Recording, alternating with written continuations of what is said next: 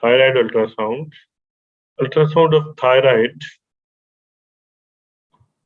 when we look for ultrasound and its echo texture, the normal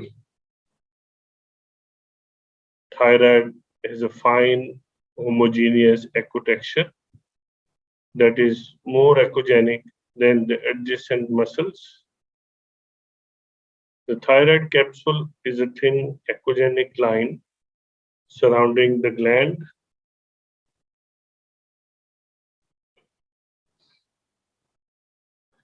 The capsule may calcify in disorders of calcium balance. The color flow Doppler imaging of the normal thyroid demonstrates minimal flow signals, which usually are located near the poles of the gland.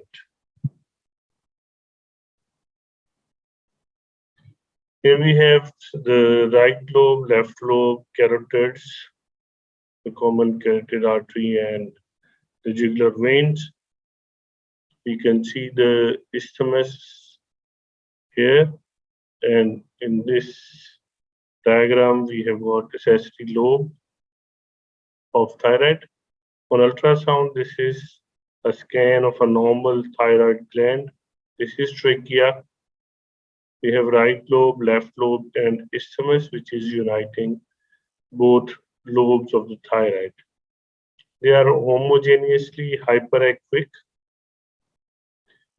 We need to take the longitudinal view of each lobe. This is a view of both lobes, two images united to see whole of the picture. But nowadays we can have panoramic view to get it in one picture. These are the carotids, common carotids, and we can see the right lobe, left lobe, trachea, the transverse view of the right lobe and longitudinal lobe. The average size of each thyroid lobe is about 4 to 5 centimeters longitudinally. Anteroposteriorly, it is 1.5 to about 2.5 centimeters. Transversely, 4 to 5 centimeters. So the size will be 4 to 5 centimeters long, and AP diameter is 1.5 to 2.5 centimeters. The transverse size measured in this direction will be 4 to 5 centimeters. This is the length, and the anteroposterior diameter and width, which is the transverse. So this is normal from 4.4 to 5 centimeters. This is 1.5 to 2.5. This is normal from 4 to 5 centimeters.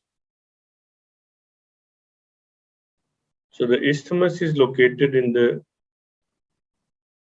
inferior half of the gland and connects the two lobes. In patients with hyperthyroid goiter, color Doppler shows a diffuse increase in vascularity of the whole gland. The various color Doppler patterns for nodular lesions have been classified. We have type 1, absence of blood flow, type 2, perinodular blood flow, type 3, marked intranodular blood flow. This is type 1,